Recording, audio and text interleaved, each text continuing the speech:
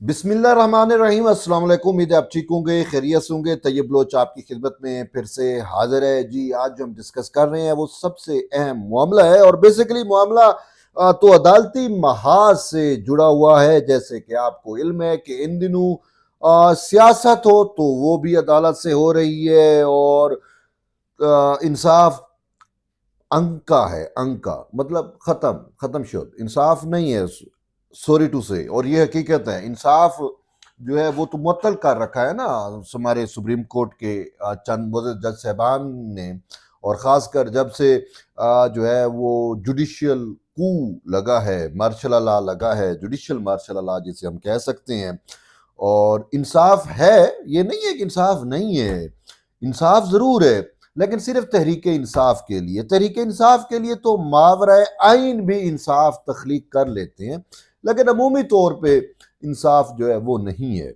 और सिर्फ इंसाफ तहरीक इंसाफ के लिए जो है वही है इन मुअज़्ज़ज़ जज साहबान की जानिब से।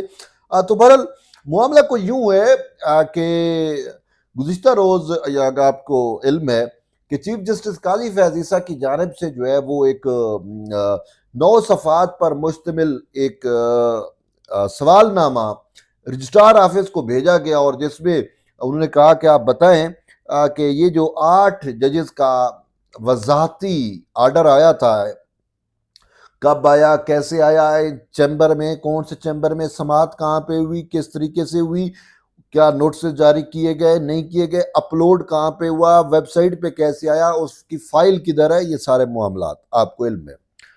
अब खबर ये है, असल खबर जो है, खबर ये है कि 8 में से 5 जजेस लाइल्म निकले। यानी कि 5 मुअज़्ज़ज़ जज साहबान को पता ही नहीं है कि उनके नाम पर कोई वजाहत जो है वो जारी कर दी गई है। बिल्कुल ऐसे ही जैसे रजिस्ट्रार ऑफिस को इल्म नहीं था, जैसे डिप्टी रजिस्ट्रार ने शिकवा किया कि हमारे पास तो कोई इल्म नहीं है, हमें तो पता ही नहीं है, हमें फैसला नहीं मिला, फैसला मीडिया पे पहले जारी कर दिया गया।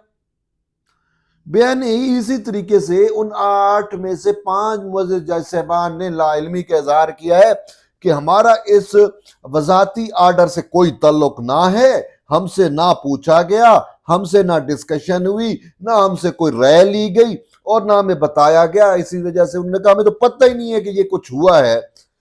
तो अब ये चीजें जो है वो समझ आ रही हैं कि चीफ जस्टिस काजी फैज ईसा की जानिब से ये जो वजाहती आर्डर पर सवालनामा पूछा गया है या सवालनामा भेजा गया है अपने जज साहबान को, उसको रजिस्ट्रार ऑफिस को, तो उससे ये जो है अब इस बात को ज्यादा तकवीत मिल रही है कि वाकई ही 8 में से शायद 5 जज जो है वो ला इल्म हैं।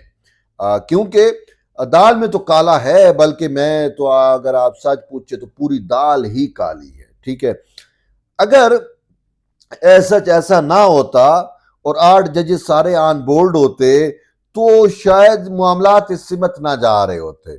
हो सकता है चीफ जस्टिस काजी फैज ईसा से उन 8 में से 5 जजेस या 2 जजेस या 3 जजेस, वैसे तो 5 लाइन में, तो उनमें से कुछ ने शिकवा किया हो कि आप तो चीफ जस्टिस ऑफ पाकिस्तान है, चीजें तो आपके इख्तियार में हैं और आप इन चीजों को देखते हैं, हमें तो पता नहीं है ये वजाहत जो है वो कैसे जारी हो गई है। तो इस वजह से फिर चीफ जस्टिस काजी फैज ईसा ने इसको कहा होगा प्रोब किया जाए। देखिए वो इंसामी तौर पे तो सरबराह वो ही है ना, चीफ जस्टिस का जो है वो इदारे के कुछ भी होता है तो रिस्पॉन्सिबिलिटी तो उन पे आती है ना, उन पे फिक्स होती है। और इसी तरीके से अब 8 में से अगर 5 जजेस को पता ही नहीं है, अब ये जस्टिस मंसूर अली शाह, जस्टिस मुनीब अख्तर और जस्टिस अत्तर मिनल्ला या कोई और 3 जजेस, 5 हैं, तो 5 में से आप देख लेना कि 8 है, 8 में से 5 को नहीं पता तो बाकी बचते हैं 3। अब उन 3 में यही होगा कि मंसूर अली शाह, मुनीब अख्तर, अत्तर मिनल्ला, ज्यादा से ज्यादा पॉलिटिक्स आजकल ये बड़े आगे हैं, तो यानी कि बाकी 5 को नहीं पता। और इन 3 जजेस ने गवारा भी नहीं किया उन 5 जजेस को बताना। तो इसका मतलब है कि वो पहले 5 जजेस जो है वो ऑलरेडी पहले भी इस्तेमाल हुए।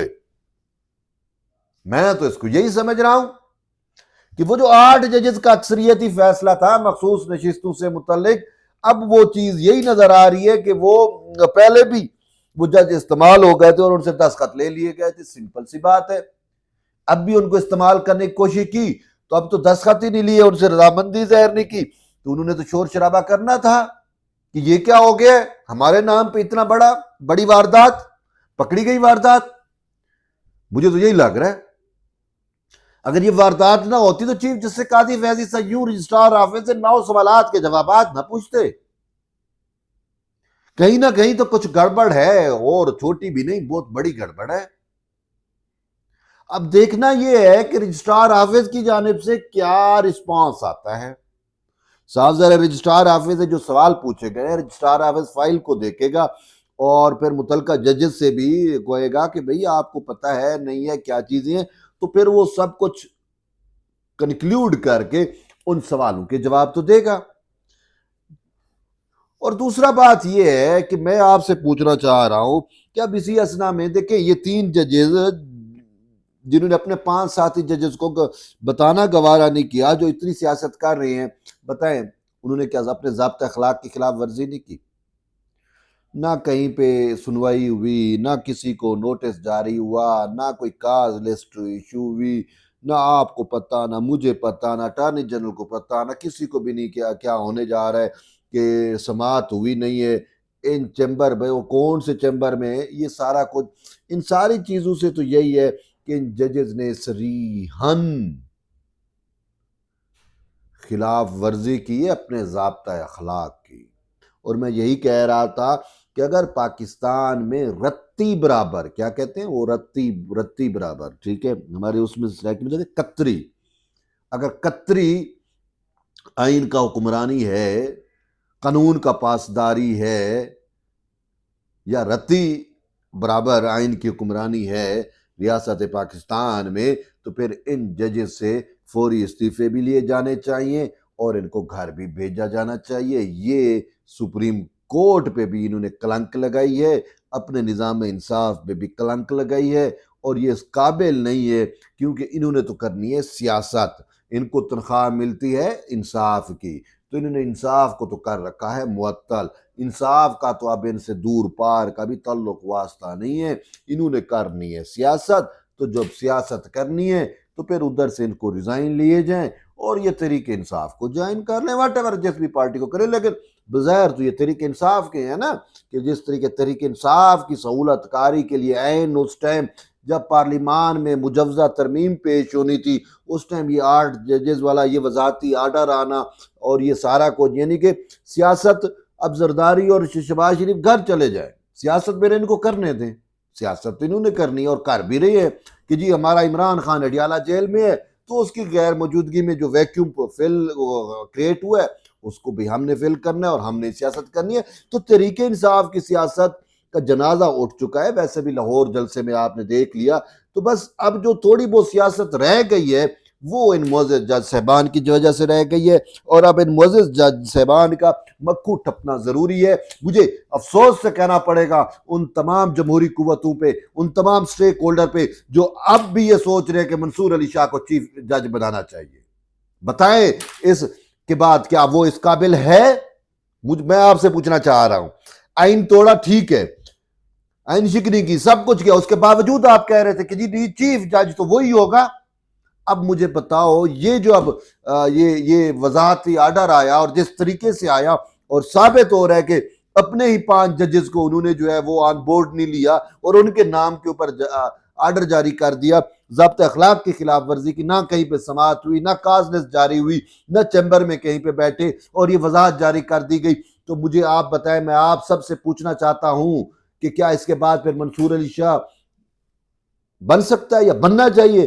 भाई उसको तो घर भेजा जाना चाहिए, हकीकत तो ये है। यही मैं कह रहा हूँ, रत्ती बराबर भी पाकिस्तान में इंसाफ की हुक्मरानी हो तो ये मंसूर अली शाह और उसके बाकी जो 3 और साथी हैं वारदात जिन्होंने ये डाली है, वो तो पक्के उनको फिक्स किया जाना चाहिए। बहरहाल देखते हैं, पाकिस्तान है बाबा, यहाँ पे मुसलतों के शिकार हो जाते हैं, हुक्मरान इतने नायल हुए हैं, उनसे वैसे भी कुछ भी नहीं होता, हम जबरदस्ती उनको चला रहे हैं। बहरहाल एट द एंड यही है कि जुड़े रहिए तैयब बलोच के साथ, आपके फीडबैक का जरूर इंतजार होगा। मिन्नतवार, थैंक यू, अल्लाह हाफिज।